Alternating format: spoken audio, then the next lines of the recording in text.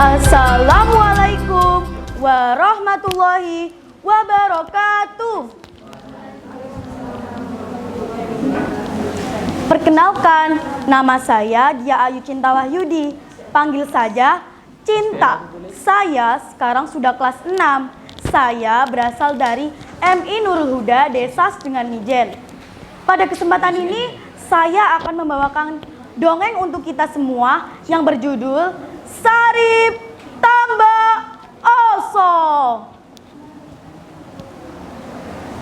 Sarip Tambak Oso adalah sebuah nama yang sangat populer bagi masyarakat di Jawa Timur. Nama sebenarnya hanya Sarip. Dia tinggal di sebuah dusun bernama Tambak Oso, Desa Gedangan di Kabupaten Sidoarjo pada era penjajahan Belanda. Karena itulah namanya dikenal dengan Sarip Tambak Oso. Sarip hidup sederhana bersama ibunya. Ayahnya telah lama meninggal ketika Sarip masih kecil. Ketika Sarip masih kecil, Sarip hidup berkecukupan karena ayahnya memiliki usaha tambak yang cukup luas. Namun sayang, ketika ayahnya telah meninggal, usaha tambak tersebut diambil alih oleh paman Sarip yang serakah. Tidak sedikit pun keuntungan dari hasil tambak tersebut yang diberikan kepada keluarga Sarip. Sarip dikenal sebagai pemuda yang mudah marah dan suka berkelahi. Namun sebenarnya Sarip memiliki hati yang baik. Dia bahkan merasa tidak tega melihat penderitaan warga kampungnya yang miskin dan ditarik pajak oleh Belanda. Suatu hari, Lurah Gedangan bersama 2 tentara Belanda datang ke rumah Sarip.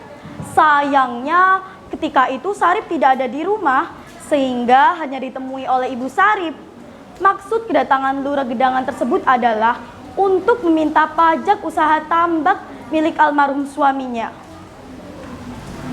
Pak Lurah, semenjak suamiku meninggal, tambak tersebut diambil alih oleh adiknya.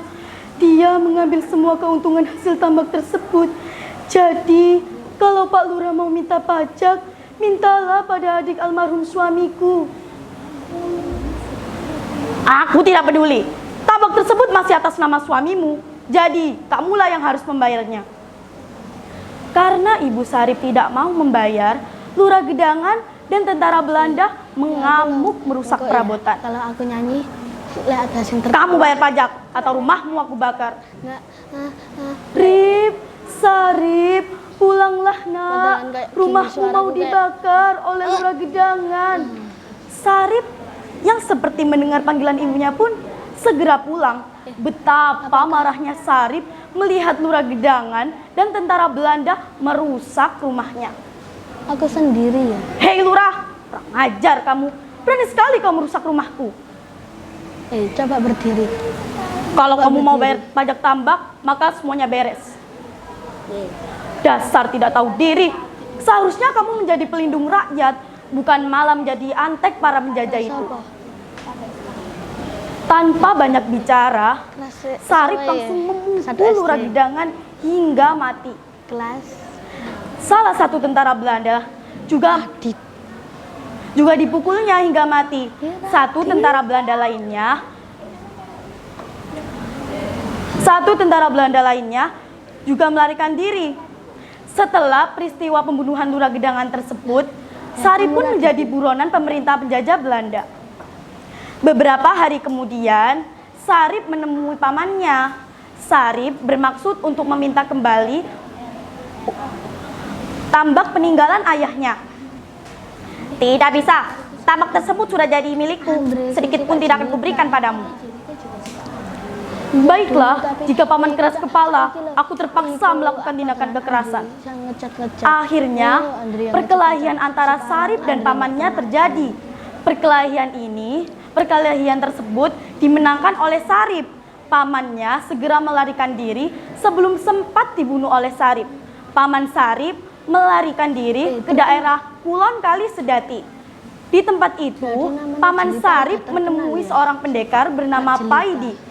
Karena berasal dari Kulon Kali Sedati, pendekar tersebut dikenal dengan julukan Paidi Kulon Kali. Aku meminta tolong padamu, bunuhlah Sarip. Dia hendak merampas tambakku.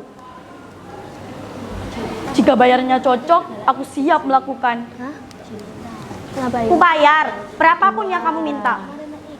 Akhirnya, Paidi langsung mencari Sarip dan berkelahi dengannya.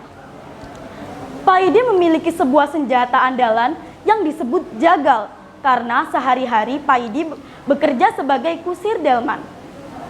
Perkelahian itu pun dimenangkan oleh Paidi. Sarip tewas di tangan Paidi dan jenazahnya dibuang ke sungai Sedati. Sementara itu, Ibu Sarip sedang mencuci pakaian di kali Sedati dan menemukan jenazah anaknya yang sedang hanyut. Bukannya sedih, Ibu Sarip justru melakukan hal yang sangat ajaib. Sarip, belum waktunya kamu meninggal. Bangunlah. Ibu, kenapa aku bisa tertidur di pinggir sungai? Sudahlah, kamu harus sembunyi di luar kota Tamba Oso. Keselamatanmu dalam bahaya. Ternyata, selama persembunyian tersebut, Sarip juga kerap merampok rumah orang Belanda dan orang kaya antek Belanda. Meskipun Sarip suka merampok, namun dia tidak menikmati hasil rampokannya. Ia membagikan harta rampokannya kepada orang-orang miskin. Pemerintah Belanda tidak tinggal diam. Ia menyewa banyak pendekar untuk menangkap Sarip. Namun, tidak satupun dari para pendekar tersebut yang bisa menangkap Sarip. Bahkan, para pendekar tersebut banyak yang mati terbunuh oleh Sarip. Sarip juga menemui Paidi untuk membalas dendamnya. Perkelahian seru pun terjadi. Jadi takut nih. Sarip pun berhasil membunuh Paidi.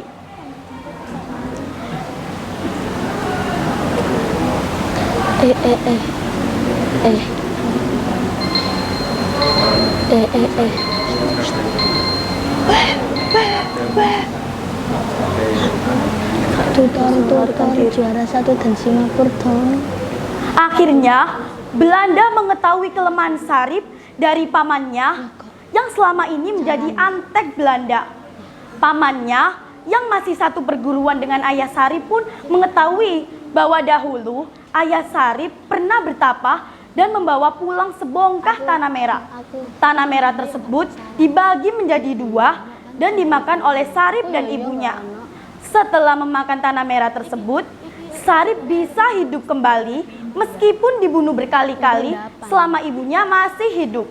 Setelah mengetahui rahasia tersebut, Belanda segera menangkap ibu Sarip dan menembaknya. Setelah ibunya meninggal, akhirnya Sarip bisa ditangkap oleh Belanda. Pemerintah Belanda mengubur Sarip di sebuah sumur dan menguburnya. Akhirnya, Sarip Tamba Oso benar-benar meninggal tanpa bisa hidup lagi. Berakhir sudah perjuangan seorang pemuda yang seorang diri berani mengobarkan perlawanan terhadap penjajah Belanda. Demikianlah dongeng Sarip Tamba Oso. Terima kasih atas segala perhatian. Wassalamualaikum warahmatullahi wabarakatuh. Saya Cinta.